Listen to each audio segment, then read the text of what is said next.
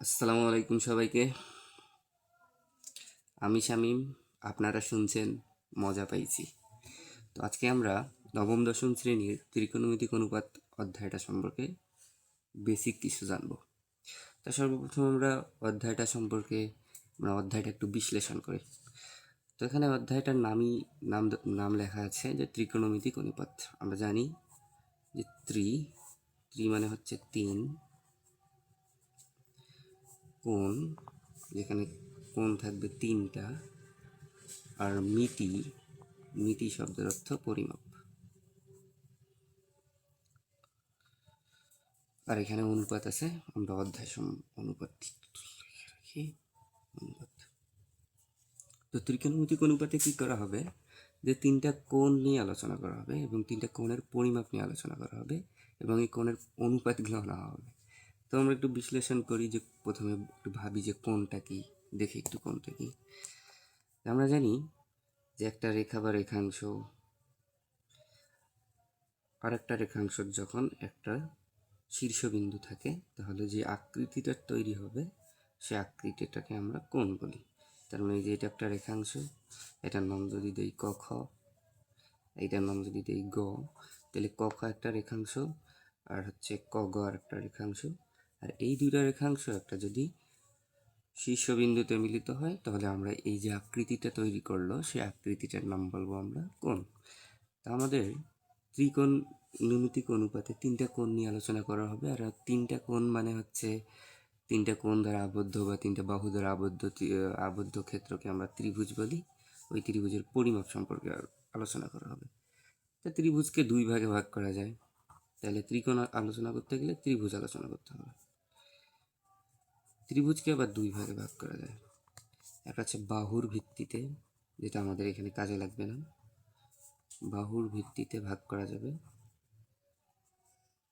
আর একটা ভাগ করা যাবে হচ্ছে কোণের ভিত্তিতে। তো আমাদের এখানে কোণের ভিত্তিটা কাজে লাগবে। ভিত্তিতে কোণের ভিত্তিতে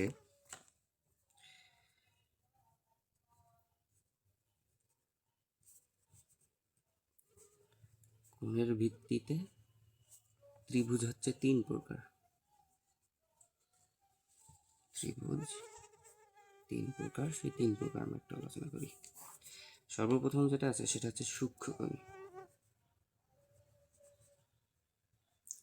সূক্ষ্মকোণী মানে যে যে কোণের মান 90 ডিগ্রি 0 ডিগ্রির চেয়ে বড় হবে, 0 ডিগ্রির চেয়ে বড় এবং 90 ডিগ্রির চেয়ে কম হবে, সেই কোণকে আমরা সূক্ষ্মকোণ বলবো। আর সূক্ষ্মকোণী ত্রিভুজ মানে এমন একটা ত্রিভুজ যেই ত্রিভুজের সবগুলা কোণই সূক্ষ্মকোণ হবে। তার মানে আমরা যদি এটা বলি এটাও সূক্ষ্মকোণ, এটাও সূক্ষ্মকোণ, এটাও সূক্ষ্মকোণ, মানে এমন একটা ত্রিভুজ আর্ট করতে হবে যেই ত্রিভুজের তিনটা কোণে সূক্ষ্মকোণ হবে। আরেকটা আছে সমকোণী। সমকোণী ত্রিভুজ কোণটা, যে ত্রিভুজের একটি কোণ 90 ডিগ্রি হবে, একটি কোণের পরিমাণ হবে, একটি কোণ 90 ডিগ্রি হবে বা 90 ডিগ্রি হবে, তাকে সূক্ষ্মকোণ বলা হবে। যেমন এটা হচ্ছে 90 ডিগ্রি, তার মানে এটা হচ্ছে সমকোণ। আর সমকোণের একটা কোণ যদি 90 ডিগ্রি হয়, তার মানে অবশ্যই বাকি দুইটা কোণ সূক্ষ্মকোণ হবে, কারণ আমরা জানি যে একটা ত্রিভুজের তিনটা কোণের সমষ্টি হচ্ছে 180 ডিগ্রি। আরেকটা আছে স্থূলিকোণ, যেটা আমাদের এখানে কাজে লাগবে না এই অধ্যায়ে। স্থূলিকোণ কোণটা, যে ত্রিভুজের একটা কোণের পরিমাণ 90 ডিগ্রি অপেক্ষা বড় হবে কিন্তু 180 চেয়ে ছোট হবে, সেই কোণটাকে বলা হবে স্থূলকোণ। আর স্থূলিকোণ ত্রিভুজের একটা মাত্র কোণ স্থূলকোণ হবে আর বাকি দুটো হবে সূক্ষ্মকোণ। তো আমাদের এই অধ্যায়ে সমকোণটা লাগবে। সমকোণ কোণটা, যে ত্রিভুজের একটি মাত্র কোণ হবে 90 ডিগ্রি। যেটা যদি একটা ত্রিভুজ হয়, এটার নাম যদি ক হয়, এটা যদি খ হয়, এটা যদি গ হয়, এই কোণটা যদি 90 ডিগ্রি হয়, তার মানে এটা হচ্ছে সমকোণী ত্রিভুজ। আর আমাদের সবসময় একটা কথা মাথায় রাখতে হবে, ত্রিকোণমিতিক অনুপাত এই অধ্যায়টা শুধুমাত্র সমকোণী ত্রিভুজের ক্ষেত্রে প্রযোজ্য, অন্য কোনো ত্রিভুজের ক্ষেত্রে এই ত্রিকোণমিতিক অনুপাতটা প্রযোজ্য হবে না। তো আশা করি বুঝছেন যে মানে তিন, কোণ দুটা রেখা বা রেখাংশের যদি একটা শীর্ষবিন্দু থাকে, তাহলে যে আকৃতি তৈরি করবে তাকে কোণ বলে। তাহলে যে আকৃতিটা তৈরি হলো এটা কোণ, আর এই কোণের পরিমাপ নিয়ে আলোচনা করা হবে, সেটাকে বলা হবে ত্রিকোণমিতি। এবং এই ত্রিকোণমিতির অনুপাত নিয়ে আলোচনা করা হবে। অনুপাত জিনিসটা কি? অনুপাত হচ্ছে এমন একটা জিনিস যে একটা রাশি আরেকটা রাশির তুলনায় কত গুণ বা কত অংশ, সেই জিনিসটা হচ্ছে অনুপাত। এবং এই রাশিটাকে অবশ্যই সমজাতীয় রাশি হতে হবে বা একই রাশি হতে হবে। যে সমজাতীয় দুইটি রাশি একটি অপরটির তুলনায়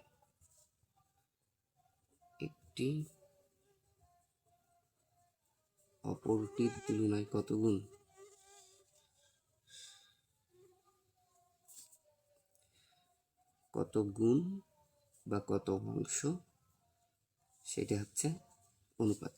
তো অনুপাত জিনিসটাকে বোঝানোর জন্য যদি আমরা একটা উদাহরণের মাধ্যমে বলি, মনে করেন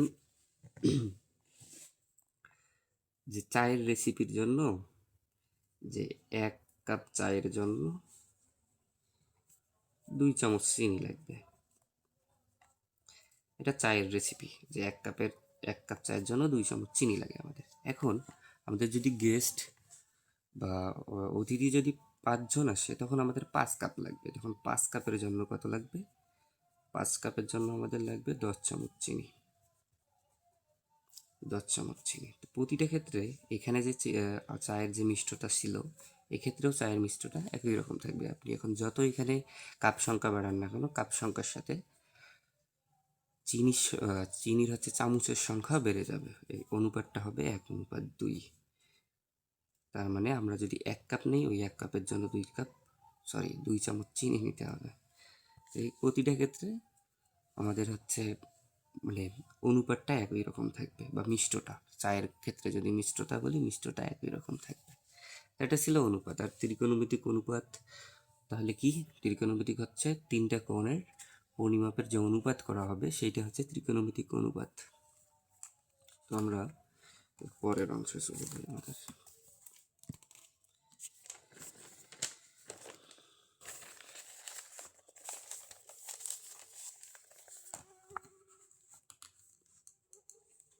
তাহলে একটা কথা ভালো করে মাথায় রাখতে হবে যে ত্রিকোণমিতিক অনুপাত অধ্যায়টা শুধুমাত্র সমকোণী ত্রিভুজের ক্ষেত্রে প্রযোজ্য হবে। তো এখন আমরা সমকোণী ত্রিভুজের যে বাহুগুলো আছে সেইগুলো একটু সম্পর্কে জেনে নিই। যেটা যদি একটা সমকোণী ত্রিভুজ হয়, নাম যদি দিই এটার ক, এটার নাম খ, এটার নাম গ, এইটা আমাদের 90 ডিগ্রির চিহ্ন, এটা হচ্ছে সমকোণ। এখানে যে 3টা বাহু আছে, এটা একটা বাহু, এটা আর একটা বাহু, এটা আর একটা বাহু, এই 3টা বাহু সম্পর্কে আমাদের একটু জানতে হবে। এখানে সর্বপ্রথম যে সমকোণ আছে, সেই সমকোণের যে বিপরীত বাহু, এটা কোণ তৈরি করতে আমাদের এই বাহু লাগছে আর এই বাহু লাগছে, তাহলে এর বিপরীত হবে এই দিকে যেটা থাকবে সেইটা। তার মানে সমকোণ যেটা আছে, এই সমকোণের বিপরীত বাহুটাকে বলা হবে অতিভুজ। তাহলে অতিভুজ কি? অতিভুজ হচ্ছে সমকোণী ত্রিভুজের বিপরীত বাহু। সমকোণী ত্রিভুজ না, সমকোণের যে বিপরীত বাহুটা থাকবে, সেই বিপরীত বাহুটাকেই বলা হবে, সমকোণের যে বিপরীত বাহু থাকবে সেই বিপরীত বাহুকে বলা হবে অতিভুজ। এবং একটা সমকোণী ত্রিভুজের অতিভুজ সবসময় সেম থাকে। অতিভুজ সবসময় সেম থাকে, কথাটা আমরা একটু পরে বুঝবো। অতিভুজ কখনো চেঞ্জ হবে না। আমরা যদি কোনো সূক্ষ্মকোণ যদি চেঞ্জও করি, তবু অতিভুজ যা ছিল অতিভুজ তাই থাকবে।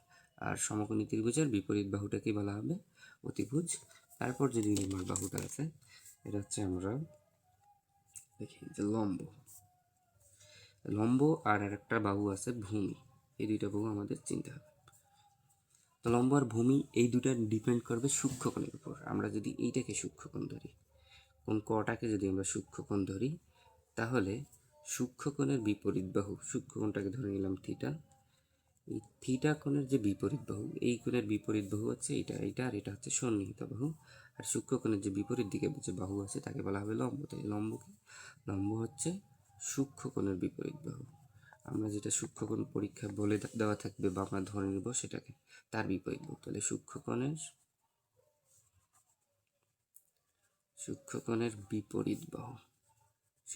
বিপরীত বাহু যেটা আছে সেই বিপরীত বাহুকেই বলা হবে লম্ব। আরেকটা আমাদের আছে যে ভূমি। ভূমি হচ্ছে সূক্ষ্মকোণ তৈরি করতে আমাদের একটা অতিভুজ লাগে, অতিভুজ লাগছে, আর একটা যে বাহুটা লাগছে এই বাহুটাকে বলে সন্নিহিত বাহু। আমি যদি একটা কোণ আর্ট করি, এটা যদি কোণ হয় তাহলে এই কোণের এই বাহুটা আর এই বাহুটা হচ্ছে সন্নিহিত বাহু। এই কোণের এই বাহুটা আর এই বাহুটা সন্নিহিত বাহু।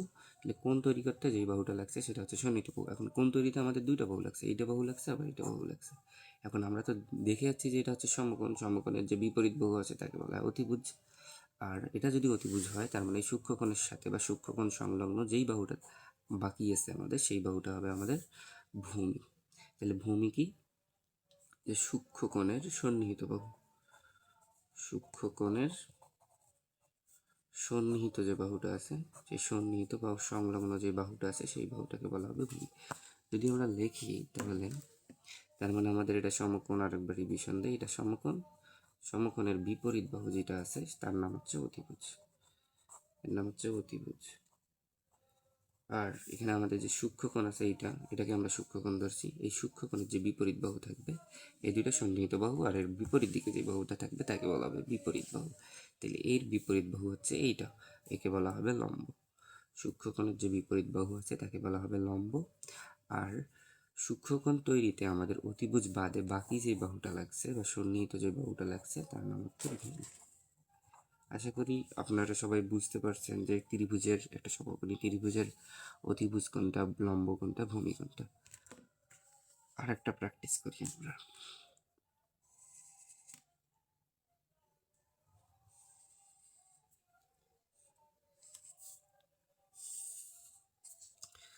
এটার নাম যদি এ দেই, এটার নাম যদি বি দেই, এটার নাম যদি সি দেই, আর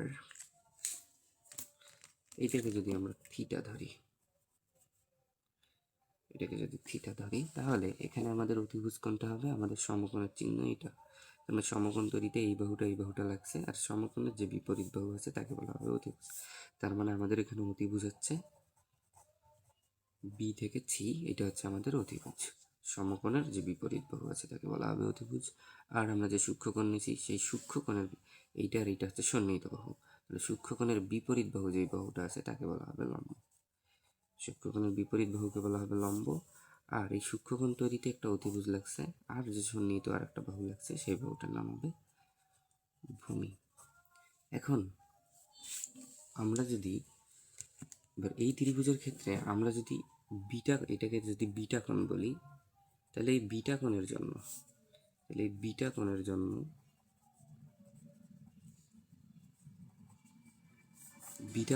তাহলে বিটা হচ্ছে সূক্ষ্মকোণ, তাহলে অতিভুজ কোণটা হবে এবার অতিভুজ সেম থাকবে। আমরা সূক্ষ্মকোণ যেটাই ধরি না কেন অতিভুজ সবসময় সেম থাকবে। তার মানে এটা আমাদের সমকোণ, আর সমকোণের যে বিপরীত বাহু আছে তার মানে অতিভুজ এটা, তার মানে অতিভুজ হচ্ছে বি থেকে সি, অতিভুজ যা ছিল তাই থাকবে। এখন আমরা যেহেতু এটাকে সূক্ষ্মকোণ এবার ধরছি, তার মানে এই সূক্ষ্মকোণের বিপরীত বাহুটাকে বলা হবে তখন লম্ব। তার মানে তখন এটা ভূমি থাকবে না। আমরা যদি এই কোণ কল্পনা করি তখন এর নাম হবে লম্ব। আর এই কোণ তৈরিতে আমাদের অতিভুজ লাগছে, আর অতিভুজ বাদে যে বাকি বাহুটা লাগছে সেটা হবে তখন ভূমি। আশা করি সবাই বুঝছেন।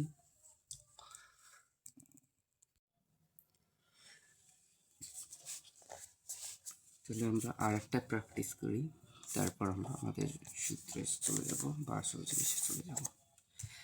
আর একটা ত্রিভুজ add করি।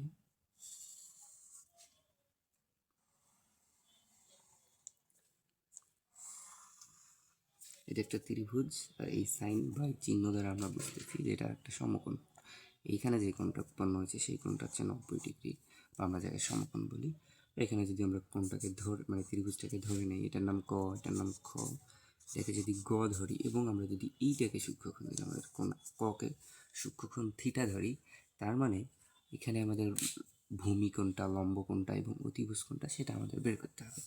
তো আমরা জানি, আমরা একটু আগেই পড়ে আসলাম যে সমকোণ যেটা আছে সেই সমকোণ, এটা হচ্ছে আমাদের সমকোণ, সমকোণের যে বিপরীত বাহু, সমকোণের এই বাহুটা এবং এই বাহুটা হচ্ছে সন্নিহিত বাহু, এবং সমকোণের যে বিপরীত বাহুটা আছে সেই বিপরীত বাহুটাকে বলা হবে অতিভুজ। অতিভুজ সবসময় একই রকম থাকবে, অতিভুজ যা ছিল তাই। আর এখানে আমরা সূক্ষ্মকোণ ধরে নিয়েছি থিটাকে বা ককে, যদি ককে সূক্ষ্মকোণ ধরে নিয়েছি যেহেতু, তার মানে এই ক এর যে বিপরীত বাহু আছে সেটার নাম হচ্ছে খ গ। এই খ আর গ হচ্ছে আমাদের লম্ব, খ আর গকে বলা হবে লম্ব। আমরা যেটা সূক্ষ্মকোণ ধরবো আমাদের বলে দেওয়া থাকবে যেই সূক্ষ্মকোণের কথা, সেই সূক্ষ্মকোণের বিপরীত বাহুটা অবশ্যই লম্ব হবে। আর একটা যদি একটা সহজভাবে মনে রাখতে পারি, একটা যদি অতিভুজ হয় একটা যদি লম্ব হয়, তার মানে এই বাহুটা অবশ্যই হবে ভূমি। এই বাহুটা ভূমি, অথবা অন্যভাবে আমরা মাথায় রাখতে পারি এই সূক্ষ্মকোণ তৈরি করতে আমাদের যে সন্নিহিত বাহুটা লাগছে অতিভুজ বাদে, সেই বাহুটাকে বলা হবে ভূমি।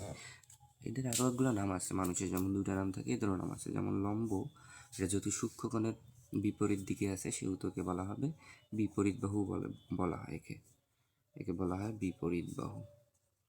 আর এটা ভূমি যেহেতু সূক্ষ্মকোণ তৈরিতে কাজে লাগছে সেহেতু এর নাম হচ্ছে সন্নিহিত বাহু। আর একটা নাম তো আমরা লম্ব আর ভূমি হিসেবেই করব, সন্নিহিত বাহু।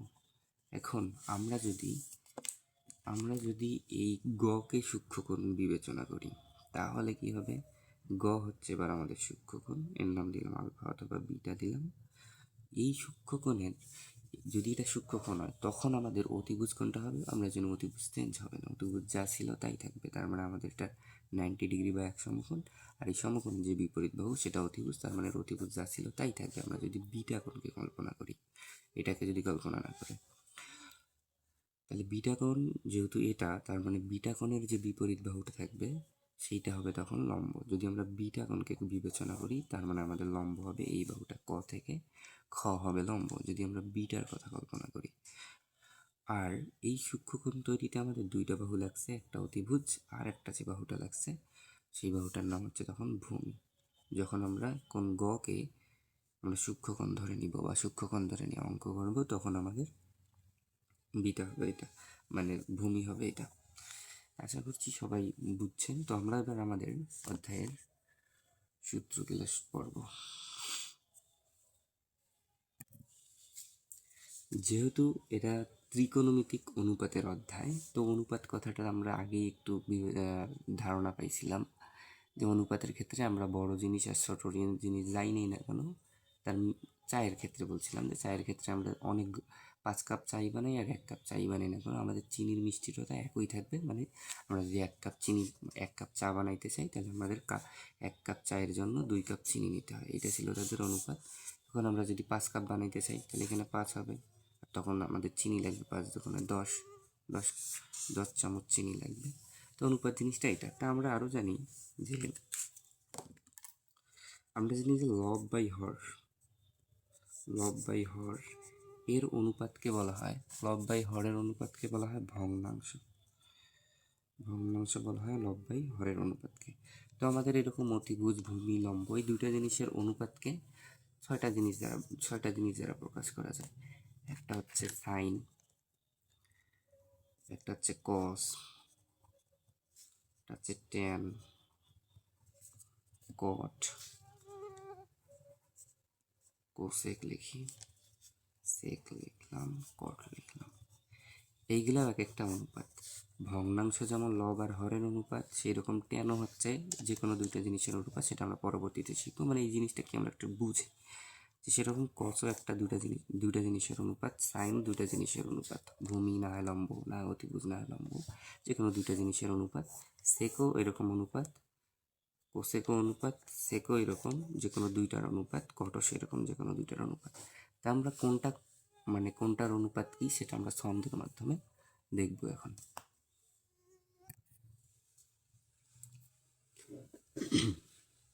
তাহলে এখন আমরা ত্রিকোণমিতিক যে অনুপাতগুলো আছে, আমরা 6টা অনুপাত বললাম একটু আগেই। 6টা অনুপাত ছিল সাইন, কস, ট্যান, কট, কোসেক আর সেক। এই যে ত্রিকোণমিতিক অনুপাতগুলো আছে এই অনুপাতগুলোকে এবার আমরা জানবো ছন্দের মাধ্যমে। সহজে আমরা এবার এগুলোকে জানবো। ছন্দটা আসছে, সাইনা একটা মেয়ে, মানুষের গল্প মনে থাকে তো গল্পের মধ্যে আমরা শিখি। সাইনা হচ্ছে একটা মেয়ে, সাইনা হচ্ছে লম্বাবতী, সাইনা মানে বোঝাচ্ছে এখানে ছাইন। তার মানে ছাইন যদি আমরা সূক্ষ্মকোণটাকে থিটা ধরে নেই বা এবিসিডি ধরতে পারি, সূক্ষ্মকোণটাকে যদি থিটা ধরে নেই তাহলে সাইন থিটা সমান হবে লম্ব ভাগ অতিভুজ, লম্ব ভাগ, লম্বা মানে লম্ব, অতি মানে অতিভুজ। তার মানে আমরা এই ছন্দের মাধ্যমে মনে রাখতে পারবো যে সাইনা লম্বা অতি, তার মানে সাইন থিটা সমান লম্ব ভাগ অতিভুজ। একইভাবে আরেকটা ছন্দ হচ্ছে কবরে, কবরে মানে কজ, কজ, আর যদি সূক্ষ্মকোণ তাকে যদি থিটা ধরে নেই তাহলে কস থিটা সমান হবে ভূত, মানে তার মানে হচ্ছে ভূমি হবে উপরে, অনুপাত মানে ভাগ, আর অতি মানে অতিভুজ, অতি মানে অতিভুজ। আর টেরা মানে হচ্ছে ট্যান, সূক্ষ্মকোণটা যদি থিটা হয় তাহলে ট্যান থিটা আমরা লিখতে পারি লম্ব ভাগ, লম্বা মানে লম্ব, ভূত মানে ভূমি। তার মানে আমরা বলতে পারতেছি সাইনা লম্বাবতী, সাইন একটা মেয়ে, যে মেয়েটা লম্বাবতী, আমরা সাইন থিটা সমান লম্ব ভাগ অতিভুজ, লম্ব ভাগ অতিভুজ, এটা ভাগ মানে অনুপাত। তারপর কবরে মানে কস, কস থিটা, সূক্ষ্মকোণটা যদি থিটা হয় তাহলে কবরে ভূত অনেক, তার মানে ভূমি ভাগ অতিভুজ।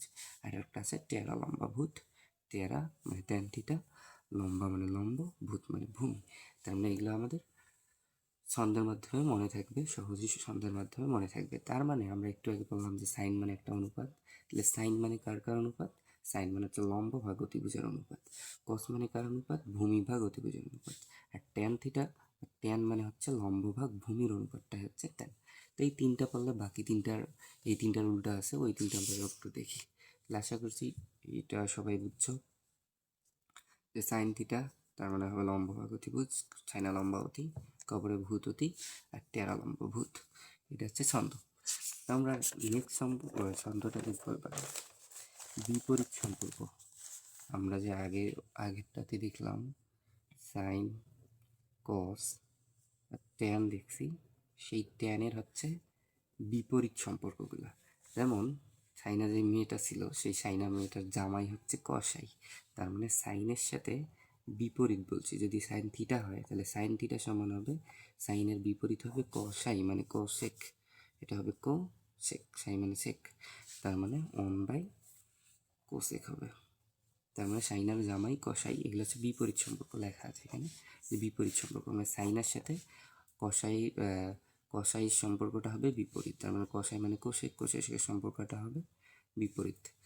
তারপর কবরে শিখতে, তা সাইনার জামাই যেহেতু কসাই, আর আমরা ধরে নিলাম তার জামাই কসাই এবং তিনি খারাপ কসাই, তিনি হচ্ছে ঠিকভাবে হচ্ছে মাংস মানুষকে বিতরণ করে না বা ওজনে কম দেয়, সেজন্য সে মারা যাওয়ার পর তার কবরে মানে কস, কবরে মানে কস আমরা পড়ে যাচ্ছি কস থিটা, শিখ, শিখ, যে কবরে কেউ যদি খারাপ কাজ করে তাকে কিন্তু গরম লোহা তপ্ত করে কানে দেওয়া হয়, সেটাকে বলা হয় শিখ। আর আমরা শিখ মানে বুঝে নিব সেক, তার মানে কসের সাথে শিখের মানে শিখ মানে সেকের সম্পর্ক হবে বিপরীত, তার মানে কস থিটা যেটা হবে তার উল্টাটা হবে উল্টাটা হবে সেক, কবরে শিখ দাও, এটা একটা ছন্দ। আর ওই যে টেরা যে ছিল, ওই টেরা হচ্ছে কট খেয়েছে, টেরা মানে আমরা পড়ছিলাম ট্যান, ট্যান থিটা সমান কার বিপরীত হবে, কটের, তার মানে 1/কট, 1/কট থিটা হবে। আশা করছি সবাই বুঝছি। আরেকবার সাইন থিটা, সাইনের বিপরীত হচ্ছে কোসেক, সাইনার জামাই কসাই, কসাই মানে ক মানে কো, সাই মানে শেখ, কোসেক, কবরে শিখ দিয়ে যেহেতু খারাপ কসাই ছিল সেহেতু ওর কবরে শিখ দেওয়া হবে, তার মানে শেখ হবে, কোষের সূত্র হবে কোস থিটা সমান বা কস থিটা সমান 1/সেক থিটা। আর টেরা কট খেয়েছে, টেরা খারাপ ছেলে, ও প্রেম প্রীতির করে কট খেয়েছে, সেজন্য টেরা ট্যান, ট্যানের বিপরীত হবে 1/কট। তো আমরা একটু আগে পড়ছিলাম যে সাইনা হচ্ছে সাইনার জামাই মানে সাইনা লম্বাবতী, তার মানে আমরা পড়ছিলাম যে সাইন থিটা যদি ধরে নিতাম, সাইন থিটা হচ্ছে লম্ব ভাগ অতিভুজ, সাইন থিটা মানে লম্ব ভাগ অতিভুজ। তাহলে আমরা জানি যে সাইনের বিপরীতটা হচ্ছে কোসেক, তাহলে কোসেক থিটা সমানের উল্টাটা হবে, আমরা এখানে লিখেছি যেটা হচ্ছে বিপরীত সম্পর্ক, তার মানে কোসেক থিটা হবে এর উল্টাটা, তার মানে অতিভুজ উপরে হবে আর লম্ব হবে নিচে, অতিভুজ ভাগ লম্ব। বাকিগুলো ওইভাবে আমরা পড়ছিলাম কবরে ভূত অতি, তার মানে কস থিটা সমান ভূমি ভাগ অতিভুজ পড়ছিলাম। আমরা এখন আবার বললাম যে কসের বিপরীত হচ্ছে সেক, কবরে শিখ দে সেক, তার মানে সেক থিটা সমান হবে এর উল্টাটা, উল্টা মানে অতিভুজ উপরে, অতিভুজ ভাগ ভূমি, অতিভুজ ভাগ ভূমি। একইভাবে ট্যান ওই রকম হবে। আমরা ট্যান পড়ছিলাম যে টেরা লম্বা অতি, সরি, টেরা টেরা লম্বা ভূত, তার মানে পড়ছিলাম আমরা যে ট্যান থিটা সমান লম্ব ভাগ অতিভুজ, তার মানে ট্যানের বিপরীত হচ্ছে কট, তার মানে কট থিটা সমান হবে অতিভুজ হবে উপরে আর লম্ব হবে নিচে। এই ছয়টাই আমাদের ত্রিকোণমিতিক অনুপাত। সেই ছয়টা আমরা সন্তুর মাধ্যমে মনে রাখার চেষ্টা করব, একটু বাসায় ভালোভাবে দেখলে ইনশাল্লাহ হয়ে যাবে। তো আজকে এটুকুই, আশা করছি ক্লাসটা বুঝবেন, আর কোথাও সমস্যা হলে অবশ্যই বলবেন। আসসালামু আলাইকুম, আল্লাহ হাফেজ।